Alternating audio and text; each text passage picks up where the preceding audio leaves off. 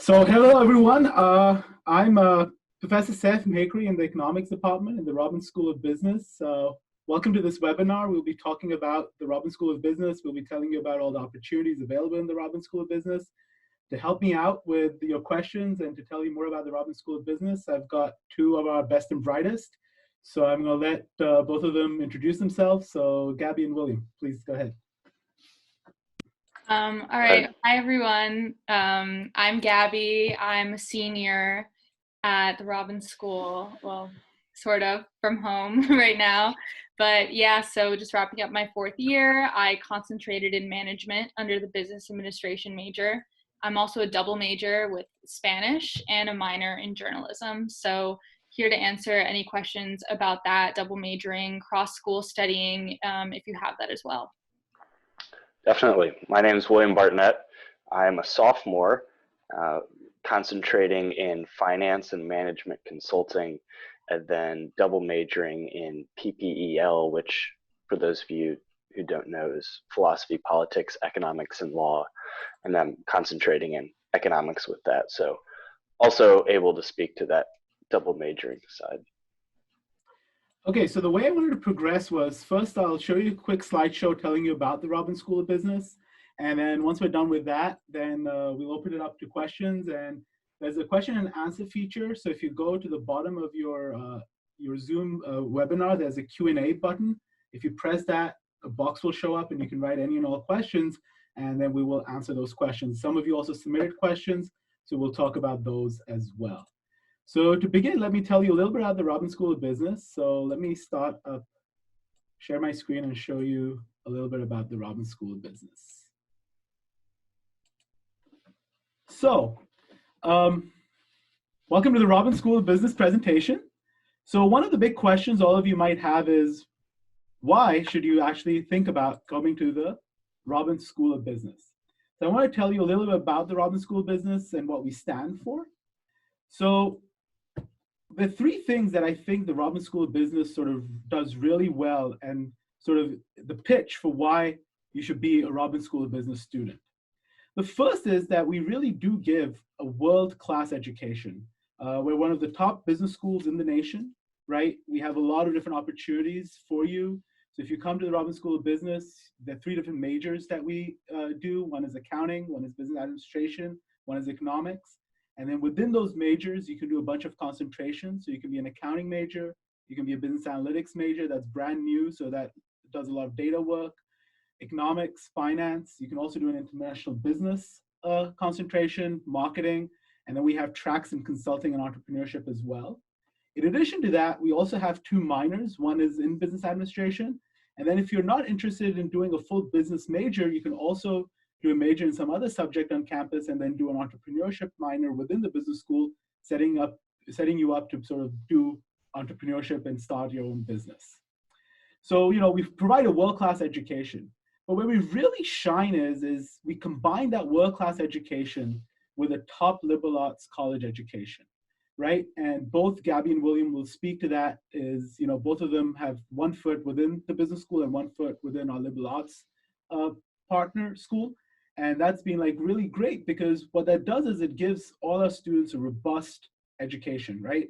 So not only are you learning how to run a business, how to do finance, how to do accounting, how to do consulting, but you're also getting a much more general education. You're learning about physics, you're learning about philosophy, you're learning about writing, you're learning about math, and all those skills people soon realize really, really help in life. So whenever I talk to my students, I always ask them, you know, so when you graduate out of here, what do you want to be? And someone will be like, oh, I want to be an accounting major and I want to go become an accountant.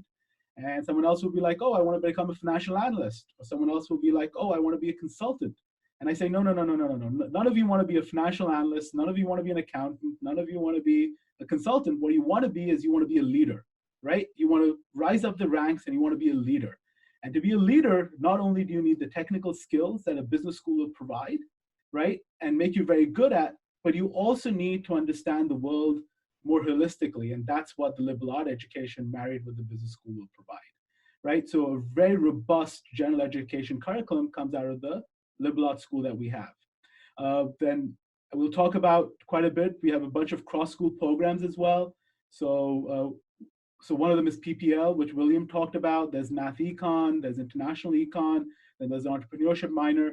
So you can get a great business education married with a top liberal arts school, or you can get a great liberal arts education married with a business school. And that is what I think really, really makes the Robbins School of Business unique, is that we're one of the few schools who actually has that marriage happening at the university level. In addition to that, because we're a small school, we have an environment that's highly student-centered, like really, really, really student-centered. So whenever people ask me, oh, why come to the Robbins School of Business? I say, well, there's one thing that you get at the Robbins School of Business that you will not get at many top business schools, and that is small classes with easy access to professors, right? I know each and every one of my students in my class. I know who they are. I know about their lives. I go to their sports events. I've actually attended Gabby's dance performance once, right? So it's like we're very, very engaged with our students both in and out of the classroom, right? We really believe that it's important to give you a great learning experience, but we also believe it's extremely important to sort of help you succeed both in and out of the classroom. So that is something that you get at a small liberal arts school like ours. And the fact that we have a business school, you get the business education and you get that easy access to professors. That also means that we also have great resources. We've got on-site career advisors. So within the Robbins School of Business, within the building, we have a career office, and people, well, like our career advisors will hold office hours there and help our students with careers. We also have executives in residences. These are people who are from the C-suite, CEOs, CFOs, who spend a day or a couple of days on campus talking to our students and telling them about the various opportunities that are out there. We also have great professional extracurricular groups and programming. So both Gabby and William are in AK Psi, which is a professional group that will sort of help you with professional development. We also have things like Q Camp, which is a weekend of professional development. We have workshops, we have mentorship programs. So a lot of things that you'll find at a large school are also present at the Robbins School of Business. So we marry the large school benefits with the small school benefits of small classes and easy access to professors. We also have a very, very vibrant study abroad program. Roughly 50% of our students, more than actually 50% of our students, go study abroad during their junior year. And therefore, they also get that environment. They get that entire education from that as well.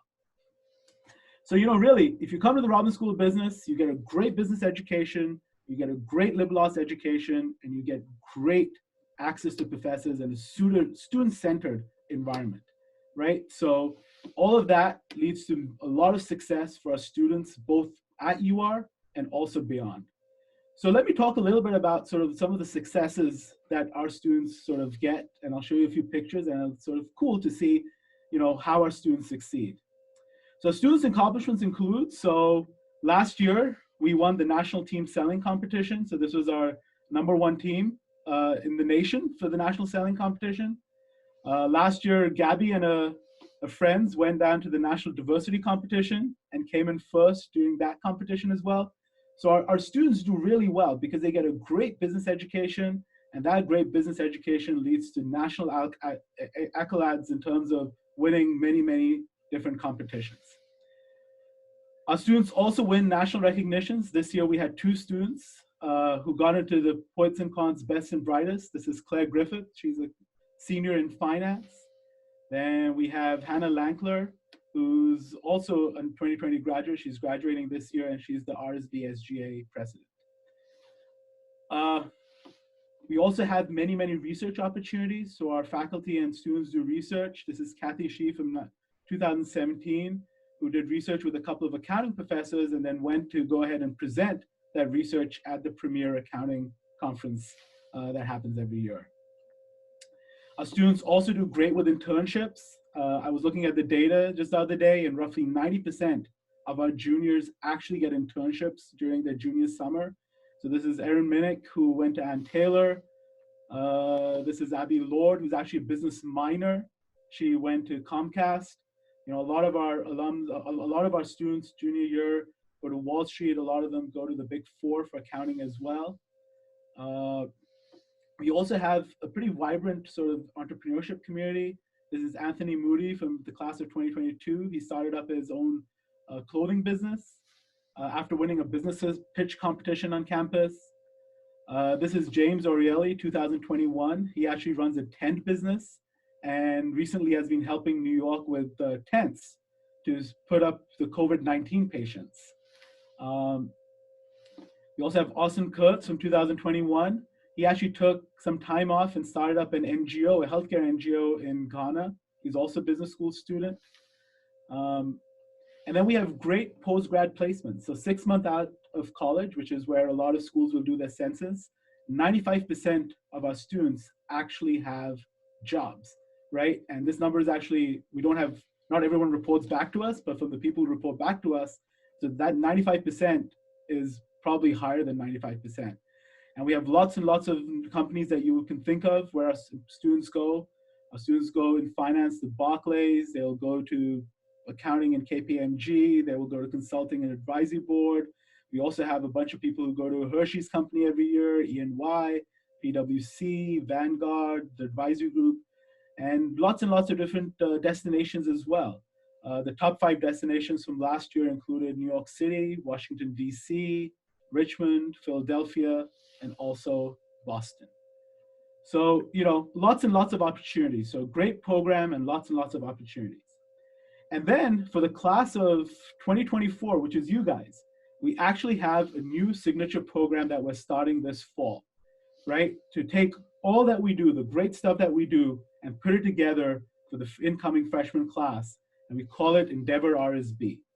So starting next year, we're going to have a brand new freshman program, which will be a 3-semester program, living and learning community, which will allow all of you to sort of live together in the community. You'll take classes together.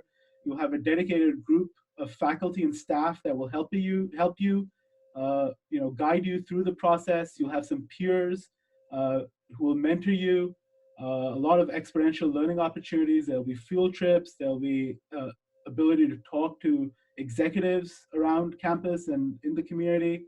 And the big theme for next year is going to be societal impact through business. So we're going to think more about how businesses can have a positive impact on society, right?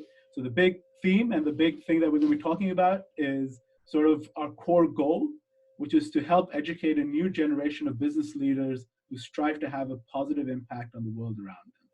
So this is brand new next year for you guys, a new signature program. So with that, let me go ahead and open you up to questions. So if you guys have any questions, feel free to ask. There's a Q&A feature, go press Q&A, and myself, Gabby, and William will be happy to answer your questions. I see that we have a few already. Yeah, so do you want to start with the first one? Because both of you were double majors, so. Sure. Yep. Yeah, so I double majored in Spanish at U of R. It's called the LALIS department because it's Latin American, Latino, and Iberian Studies. And I would say that I really appreciated the workload because it gave me an opportunity to balance it out, whereas my whole schedule didn't look like just business school classes and just business school topics. I got to go, for example, from like an economics class to a Latin American studies class, and this gave me a really diverse schedule that I really like. I know a lot, like William also double concentrates within the business school, and that's also an option. Personally, I know that the question says, how much harder does it become when you add a minor? I also have a journalism minor. So what I would recommend is if you're going to go for that double major and minor, which is essentially a full workload, I would just stick to one concentration in the business school. I'm a management concentration, and a lot of times people pair that with something else. But because I have the outside major and the outside minor, it's definitely a solid workload for me, but totally manageable. And I'm also involved in some extracurriculars, as Professor Makery mentioned. So if you like to keep yourself busy, I would totally recommend it. I would agree with that. I really enjoy having the opportunity to double major, especially with PPL and business. I feel like that really diversifies me from people who focus their efforts on one. And I really like the way in which it makes me think about issues, not just from a business perspective, but from that other perspective as well. And it's a lot of work, but I think it's worth it, and I really enjoy that work. but I don't have as much flexibility in my class schedule as I would otherwise. So let me answer the next question about Endeavor. So yes, if you do join the Endeavor program, it's a living and learning program, which means that you guys will be living together in the dorms and you'll be interacting with each other. You won't be living, so the way the program's gonna be structured, you'll be living with other Endeavor communities. So you might not be living with a business school student, you might be living with a student in one of the other Endeavor communities. Is the living and learning community already full? No, it's actually still open. If you go to the Endeavor program website on the Robbins School of Business, you can go ahead and you can apply and join the program. So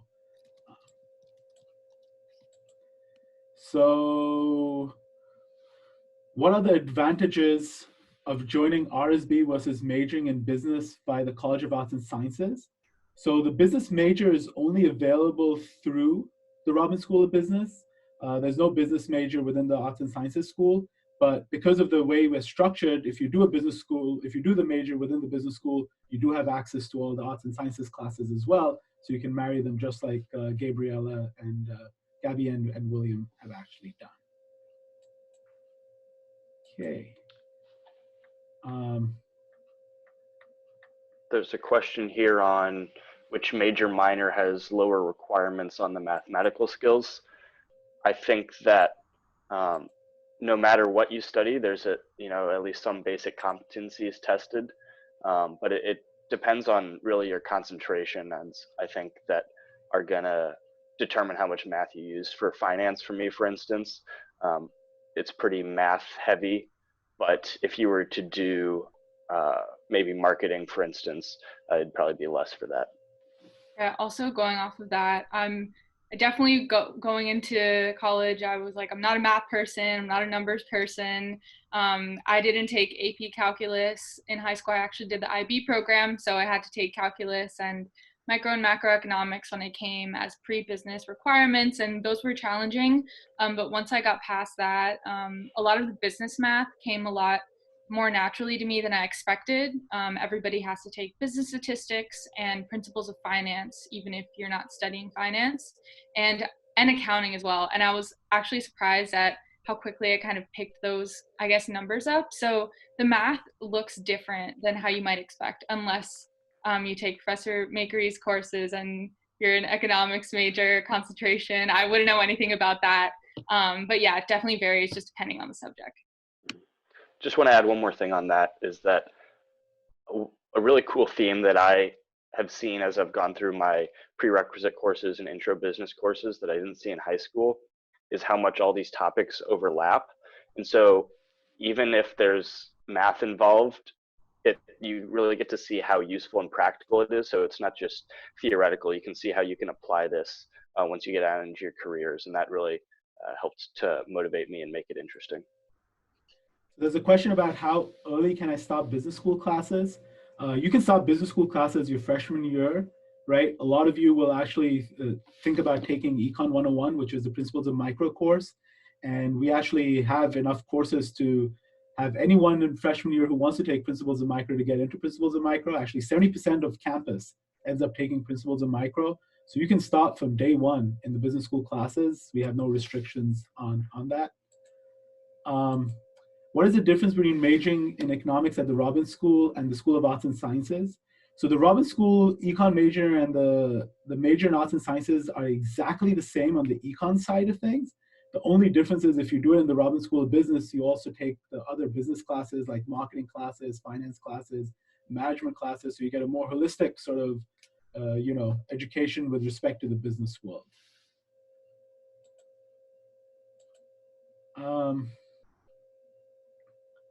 What opportunities are there for business administration majors with a concentration in marketing? Do anyone of you want to answer that? Or? Yeah, I'm not a marketing concentration, but I think we have a really, really great marketing department. I've taken classes with a few marketing professors. Actually, one of them is teaching my management course this semester, and they're all really experienced and have great backgrounds. So just a strong network originally. But I know that I think we said someone is going to a media company that we talked about earlier. People go on and get sales jobs, big firms kind of all over the world and across the US. So I think marketing is one of the most popular concentrations up there with management, and we see a lot of success there. Yeah. Definitely. Adding on to that, as far as opportunities outside of the classroom, I know there's American Marketing Association Club. I'm not a marketing concentration, but I wanted to learn more about it. And so I joined Spider Advertising, which is a newly formed advertising firm, and we do real work for companies in the Richmond area.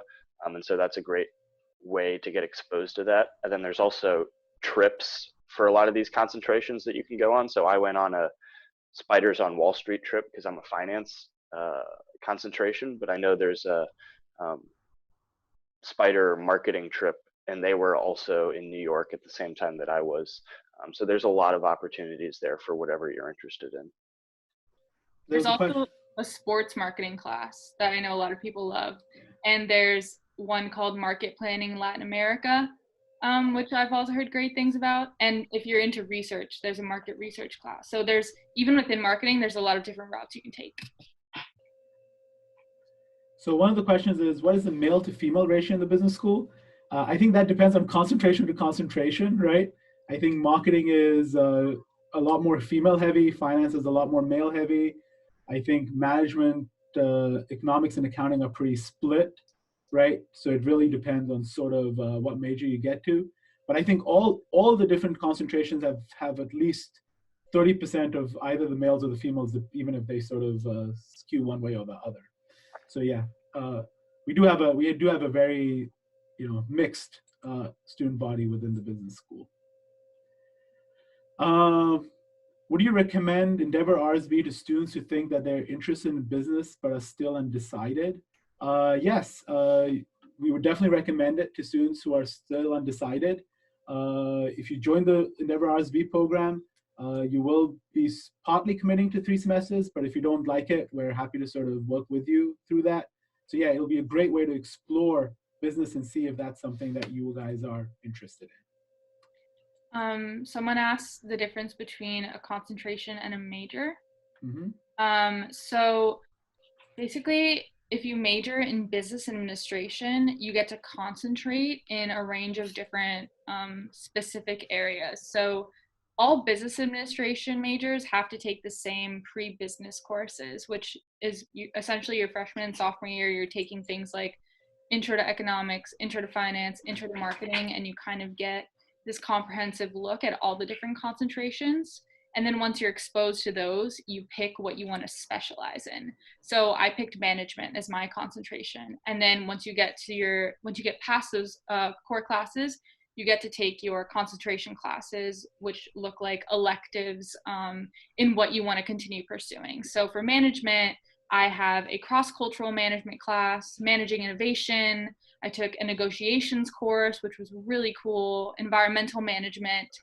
So you kind of get into a smaller cohort of people who are concentrating in the same thing as you, and more specialized learning that you're more passionate about ultimately. So you kind of go through those intro classes to get to your concentration course, and then you graduate with a business administration degree with a concentration in X. That I can tack on a answer to one of the other questions for that answer. Someone asked, looks like the core courses in business school are marketing, econ, accounting, etc. Do Robin students also have to take language, writing, and history? And the answer to that is yes, because we're housed within the liberal arts university. You're required to check off those requirements. So I had to take a language course, and I really enjoyed that. But if you come in with APs for some of those will count for those requirements. Right, you can test out with AP or IB credit coming in for those. We call them Gen Eds, the general education requirements, but you still have to finish your general education requirements before you graduate, apart from your core business school requirements. So are there trips similar to Spiders on Wall Street for anybody to attend? Yeah, so if you guys came in early, we showed a slideshow of some of the trips. So we have a Spiders on Wall Street trip, which takes students down to Wall Street. We have a Spiders that go to San Francisco trip, which is more on entrepreneurship and innovation. We have an accounting trip. We have a marketing trip. There are lots and lots of trips that we do. And as actually part of the Endeavor program, we're also going to do a more general trip to Washington, D.C. as well.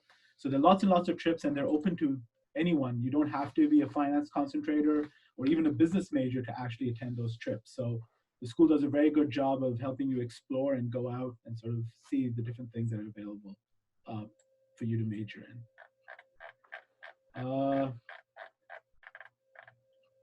There was a question about, does the school offer any certifications?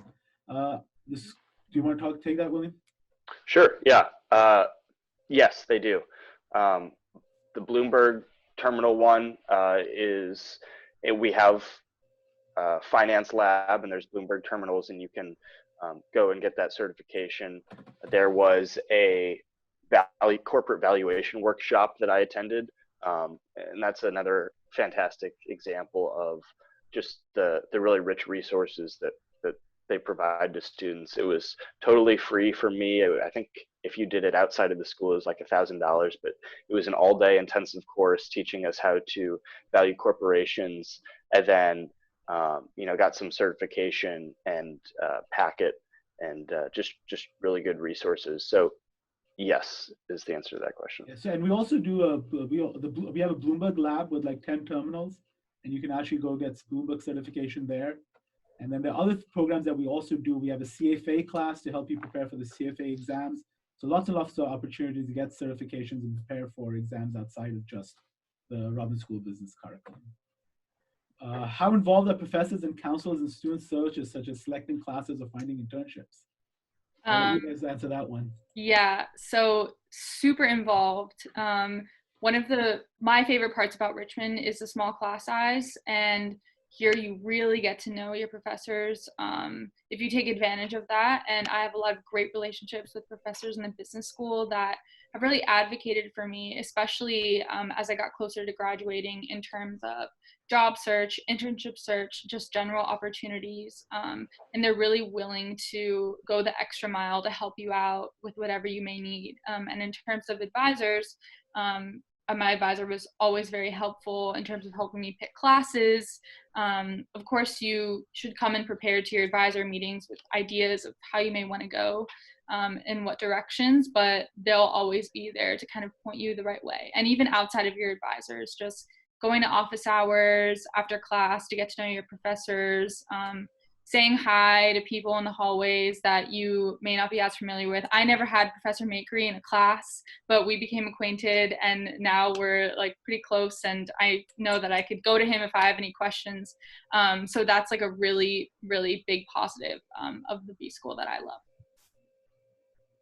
So I'll add to that and say that most people who come here, most of us who come here, have a very strong passion for working with students, right? And we really strongly believe that a good education is one where there's very high student-faculty interaction. And I think that's one of the big selling points of coming to a school like the University of Richmond, is you will really, really, really get to know your professors. So I can tell you a story. The minute we heard that we were going to close down and we were going to go to remote learning, the first thing that I did was I sent my telephone number to all my students and said, hey, if you guys have any questions, here's my number, text me. Right. And I think that's sort of the relationships that we have with our students is whatever they need, whenever they need it, we believe that it's part of sort of our job to do. So yeah, so you student faculty are very, very involved with each other, definitely. That reminded me, I had a question today about the Robbins Business School Senate elections, which just happened today. And I actually hopped on the phone and called the assistant dean on her cell phone today to ask her a question. She was happy to do that and asked me how me and my family were doing. So everyone is really supportive and very accessible. There's a question about what firms typically recruit on campus for economics and finance internships. William, you want to answer that? I can also answer that, but. I haven't done as much of that. I know there's career fairs, and honestly, almost every week I see some company tabling in the lounge area of the business school, but I've been able to secure internships externally. So I will say we have a career fair, right? That happens. We have 2 career fairs. We also take students to career fairs outside of outside of the University of Richmond. In addition to that, we also have firms that will come and table within the Robbins School of Business, trying to recruit our students. The big four firms all come. A lot of local firms come. A lot of Wall Street firms come and table. And then in addition to that, a lot of firms will also come hold office hours in the Career Services building where students can go and talk to them as well. So our Career Services was ranked #2, I believe, last year in the nation, right? So it's a great Career Services, and we have a great partnership with them within the business school to sort of help students with their career planning and internship planning. As I said, 90% of our students junior year do some sort of an internship. One of these questions about extracurriculars that are focused on business. So we have quite a few. We have a club that's Women in Business, that's relatively new. William mentioned American Marketing Association and also Spider Advertising. We're both in Alpha Kappa Psi, which is a professional business fraternity, a co-ed one, and that's focused on professional development. It's open to non-business majors as well, but essentially we learn a lot about how to present ourselves, how to interview, how to write a cover letter, in addition to all the kind of academic training we're getting through our classes. Finance Society, I'm pretty sure there's an accounting society. You can probably find a club for almost anything within the business school, I think. So there's a question here about the Richmond Guarantee. Do you guys want to talk about the Richmond Guarantee? Do you guys, either one of you, take advantage of it? Gabby? Yeah, I did it last summer. Where is the question? It's, have either of you had the opportunity to take advantage of the Richmond Guarantee? Okay. Yeah, so last year for the summer after my junior year, I applied for the Richmond Guarantee, and I actually applied for a special one called the Civic Fellowship. And the Civic Fellowship is designed for students who are interested in pursuing a government or nonprofit internship. So there are special programs. I think there's one for the leadership school and there's one for religious institutions, but the one I did involved an additional research project that I got to complete with a faculty mentor over the course of my summer. But the basic Richmond Guarantee doesn't come with any sort of project or anything. And yep, it's a grant for in accordance with how many hours you're working. So if you're working 40 hours a week in the summer, you'll get $4,000. If you're working 15 hours a week, you'll get $1,500. So it kind of just depends on what the opportunity is. But in my experience, most people usually do it the summer after their junior year. There was a question about the CPA exam. So we do actually, our classes will actually talk about the CPA exam. You asked how many students take it and how do Richmond accounting majors do on it. I think a lot of accounting majors do actually take it.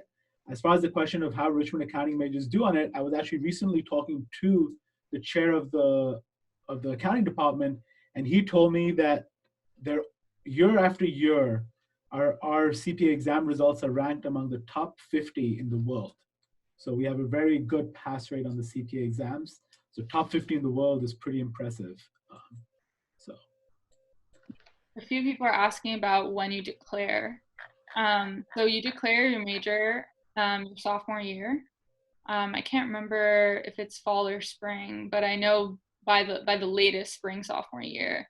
And you pick your concentration, but once you're in the business school, you have a little more leeway to either add an extra concentration or change your concentration if your schedule permits. So once you have those core classes, you'll have all the requirements to then go ahead and start your concentration. So by the end of sophomore year, so I took my first management elective my junior year.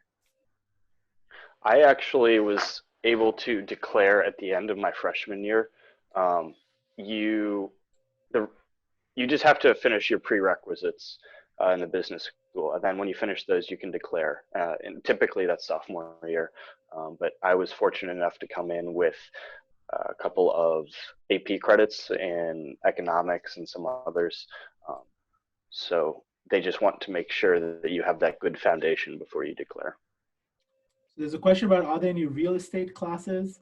We don't have any real estate classes currently. That is something that we are looking into quite a bit right now.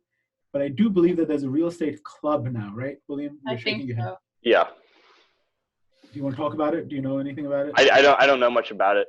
I believe actually one of our AK Sai brothers is the president. Yeah. But yeah, there are options if you're interested in that. So there's a real estate club. Let's see, we answered that. So what is the average class size of inter-classes in the business school? So we have a commitment to keeping class sizes between 20 and 30 for inter-level classes. We also sometimes get classes that are lower than 20, which is great. So the average class size for someone taking inter-class is somewhere between 23 and 25 students per class. And the way we commit to this, and this is actually pretty cool, if you come to the Robbins School of Business, you will see this, is we don't make classes that can hold more than 30 students in there, right? The entire business school only has 2 classes that can hold more than 40, and only 6 classes in total that can hold more than 30 students. So what that means is that you will never be in a class that has more than 30 students. Actually, most classes you'll be in will have around 20 to 25 students. And then every now and then you'll also get lucky with a smaller class. For example, 4 years ago, I taught a class with like 6 students in there, right? And it was the best experience ever for both me and the students as well. Yeah, my intro finance course last semester had 7 people in it. And wasn't that really cool? How many students are there in the business school? Roughly 300 students per year. So we have roughly 900 majors at any given time because you declare after the first year. I think there's a question about getting into the business school. Mm-hmm. It's different than Jepson where you have to apply.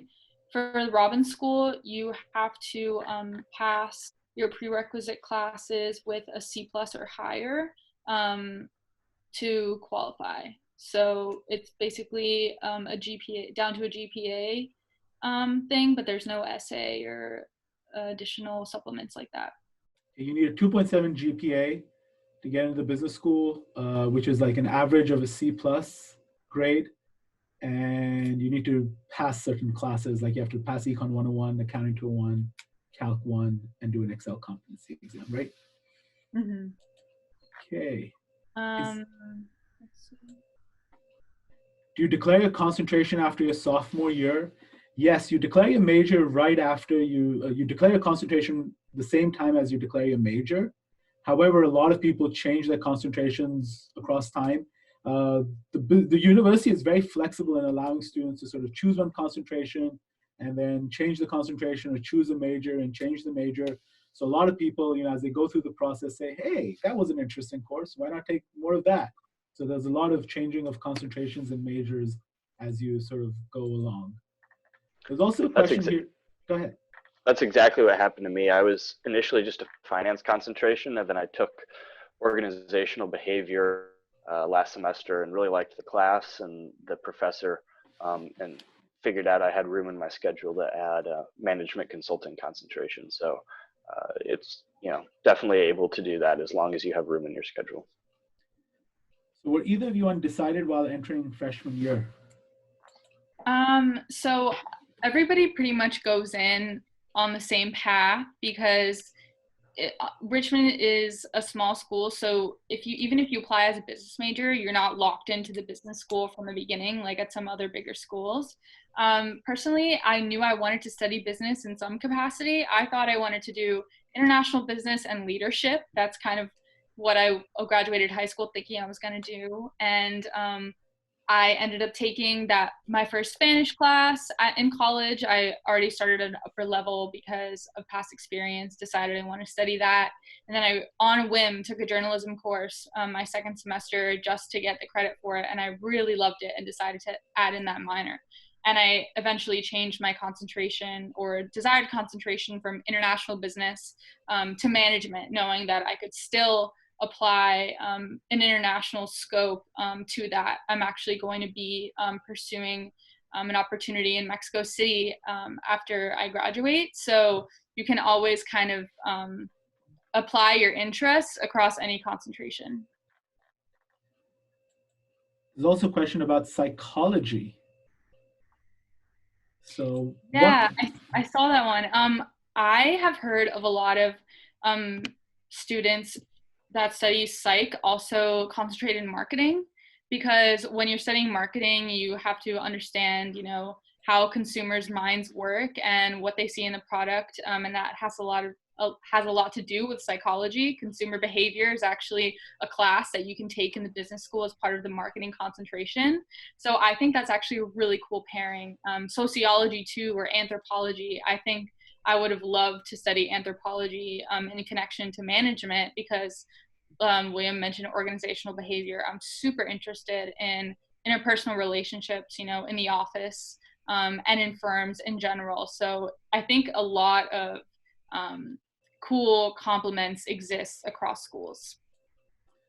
So let me actually tell you something, a fun fact. Our dean is actually an organizational behavioralist, but is actually did psychology in school. So yes, there are lots and lots of pairings between psychology and business.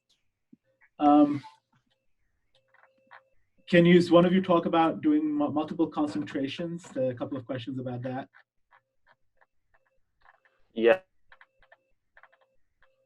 I don't see the questions, but I can talk about it. As far as fees goes, like I said earlier, if you have room in your schedule to take the classes, so say a finance concentration is 4 extra classes. If you have room for 4 extra classes, you can do it. So if you can dream it, you can do it, and I think that's really great, because I've been able to tack on a lot of double major and other concentrations because I'm interested in those things. Yeah. And it really helps broaden your base of knowledge. And there are things in my finance classes and my PPL classes that relate to my managing groups and teams class right now. So really seeing those connections is really cool, and why I like double. So there's a question about, do most students graduate in 4 years? I think close to 99% of our students graduate in 4 years. Actually, we have students also who graduate in 3.5 years. We do have some students who take more than 4 years, but that's usually not academic in nature. We have a few athletes who want to stick around for 5th year of eligibility, and they will stick around. But yeah, I think the understanding is very much most people will graduate in 4. And we do a very good job in sort of helping students get into the classes and ensure that they do graduate in 4 years. I'm looking at questions. Is it beneficial to take prerequisite classes for any reason if you have AP credit for econ and calculus? I'd say if you test out of micro and calculus, definitely don't retake those, because you're already getting the unit credit towards your business school concentration or major. So you'll get to declare faster, like William did. And I don't know if there's any added bonus, because there's also part 2 for those entry classes. So if you're really interested in applying calculus to business and you're really a math person, you can take calculus 2 and calculus 3. But there wouldn't be a reason to take calculus 1 again, especially coming from someone who had to take those classes. I kind of fell behind in the process, and I wasn't able to declare until spring my sophomore year. So if I would have been able to figure what I was doing out a little bit earlier, I would have taken advantage of that. So there's a question here about, in a quickly evolving and more flexible world, many people who major in different areas still manage to open up businesses or go into that sector later in life. Considering that, why would anyone major in business in the first place? So I think people think of business as just being, working directly going and opening up a business. I think the business field is very, very sort of, diverse. So people do all sorts of things out of a business school, right? So from the traditional paths, like going to Wall Street and doing, becoming a financial analyst, or doing an accounting major and becoming an accountant, for which you actually need to start early on in life so you can progress through those careers. But there are lots of other things our students do. Consulting is really, really big.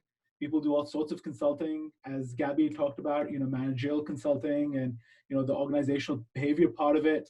So there's a lot of stuff that you do with business that a business degree will sort of help you and prepare you to actually do. And you're right. I think it's great that you at the University of Richmond, not only do you get to do that business degree, but you get to pair it with all the other fields as well. So, say you want to be a physicist, well, this is great. You can go be a physicist and at the same time get a business degree and pair it together. And you'll actually be surprised to know that a lot of financial firms love that combination as well, right? So I actually coordinate the math econ program, and I'm surprised to know that a bunch of my students, when I say bunch, I mean like one every 2 or 3 years will go to med school, right? And the med school will also be like, oh, this is a great combination. This is great that you have those skills. So the business skills are not just useful within business, they're useful much widely outside of business. And just within business, there's a lot of variety of things that you can actually do.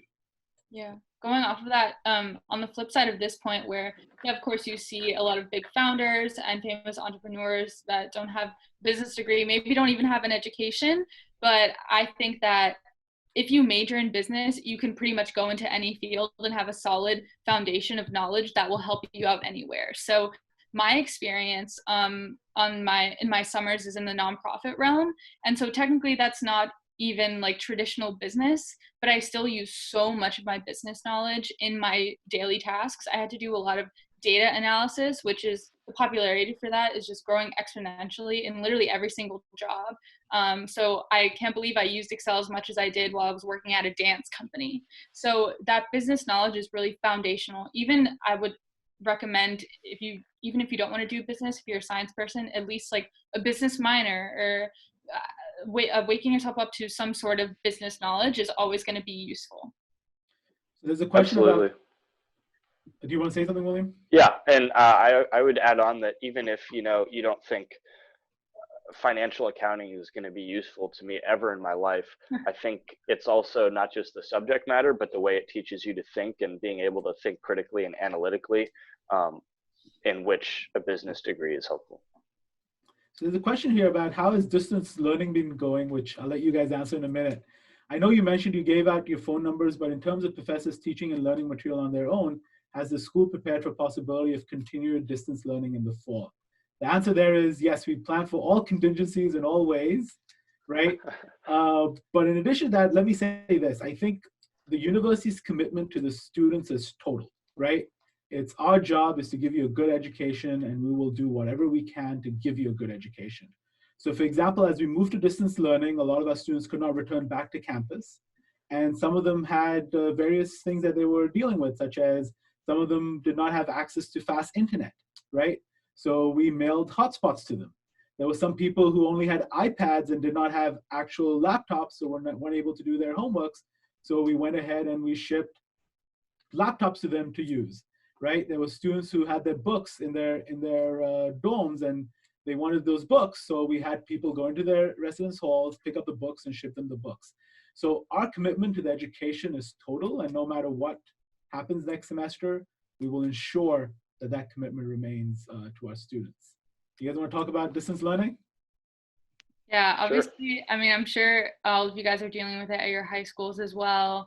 It's been challenging, especially, not how I expected my senior year to end, but professors have been very gracious and understanding and empathetic, and are not trying to kill us with work. It may seem like we're getting killed with work just because we're all working from our homes right now, and we're not used to writing essays at our, in our childhood bedrooms, so it makes things a little more difficult.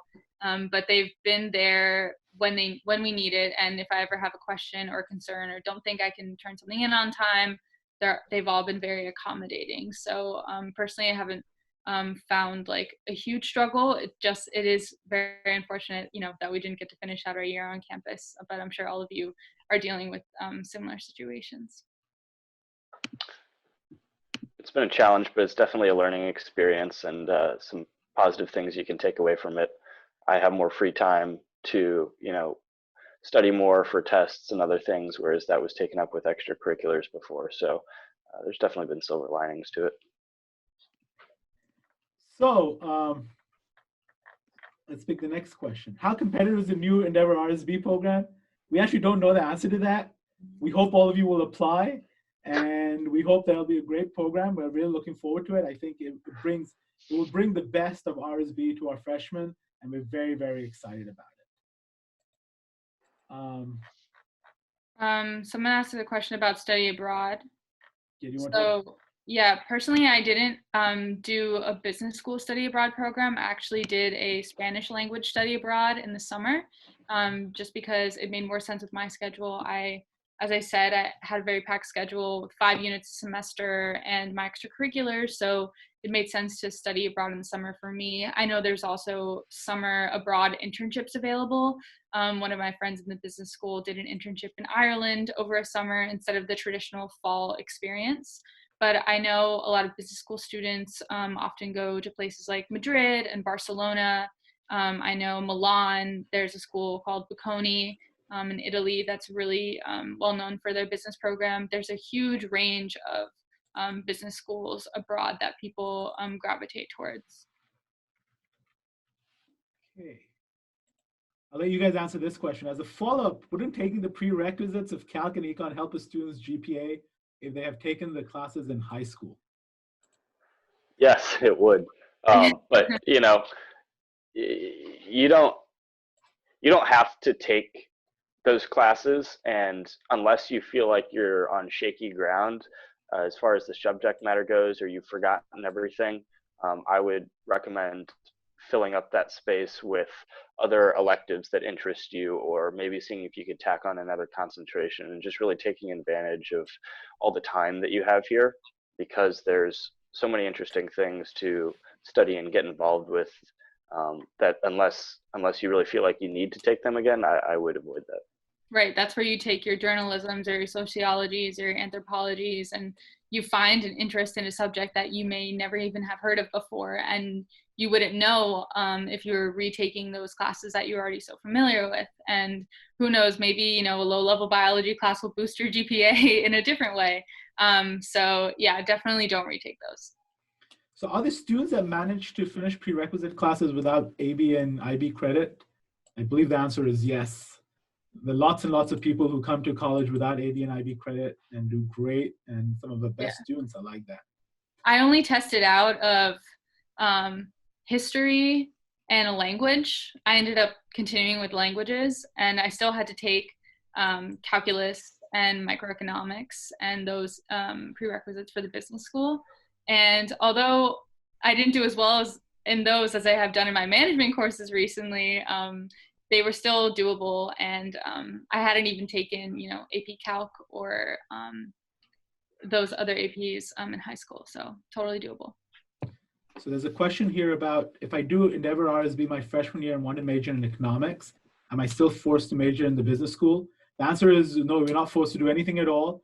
If you do it, we're going to introduce you to business, and economics is actually one of the business fields. So yeah, you're more than welcome to major in econ. You're also more than welcome to go major in something else as well, even though we would love you to enjoy the business school and sort of continue down that path. It is great to hear from seniors today. Looking back, how manageable was the workload and stress level over the 4 years? I miss the workload and stress level so much. I know I'm going to miss it. I'm the type of person to kind of fully pack my schedule. So for me, it was manageable. I started my freshman year taking the 4-unit minimum requirement each semester. And then from sophomore year on, I did 5 units per semester. And I think I would start with as many classes as possible so you can get yourself on a good foot. So by the time you're a senior, you can kind of see that reducing. As a senior, I still have 5 units per semester, and that's typically not how it's supposed to look. But yeah, there's plenty of room to get involved in so many things. Super manageable. You'll see when you're in college, your schedule changes a lot. It's very different than high school. You have a lot more free time than you'd expect, and it's kind of up to you to figure out how you want to use that free time, if you want to get ahead on your work or if you want to do other things. But as you progress through college, you figure out what works best for you. So there's a question about what is the difference between an accounting major and an accounting minor. So I believe the question is about an accounting major and accounting concentration. So the accounting major is sort of, you'll take 8 to 9 courses in accounting. So it'll be a full major where you learn a lot of accounting and it'll prepare you to go to the CPA exam, right? Whereas if you decide to do the accounting concentration, it will sort of introduce you to accounting, but it's not the full set of courses you would need to sort of be successful at the CPA exam. So a lot of our accounting majors, a lot of our people who want to become accountants will actually do the full accounting major. On the other hand, there are lots of finance majors who want to learn more accounting than just financial accounting. And in that case, they will actually go ahead and do a bunch of more accounting courses. And for them, the accounting major is actually a great, accounting concentration is a great choice. I think we're running out of time. I'm maybe going to try to answer some of these typed. Favorite study spot on or off campus? So the library is very popular. I wouldn't say it's my favorite study spot. I like to go outside when I can because we have a beautiful campus. But there are some really, really cute cafes in the Richmond area. There's one called Lamplighter that I really love to go to, and they have great food and drinks, and Richmond is such a cute city. So on that note, totally recommend getting off campus as much as possible and finding those cute spots for yourself. Mm-hmm. My favorite spot would have to be the old library in Ryland, which is now under construction, but it's this big oak paneled hall room. Looks like the Great Hall on Harry Potter. Yep. So let me answer the final question. How and when do you apply to the RSB Endeavor program? The RSB Endeavor program applications are live. So if you go to the Living and Learning website, you should have also gotten an email about this. You can go apply today if you wanted, and we will be start looking at applications later in the summer. So we're running out of time now. I believe there's another there's another Take 10 happening pretty soon. But let me leave you with my email address. So let me share my email address with you guys. And if anyone has any questions, right, definitely feel free to send me an email. I'm happy to answer them. I'm happy to get on the phone and talk to you guys as well. So good luck with your decision. And, you know, we hope to see all of you here, and we hope to have a wonderful freshman class next year as well. Just like we have a wonderful senior class in Gabby and a wonderful sophomore class in William. And if we had a junior here, I would say the exact same thing as well. So, yes. Thank you, everybody.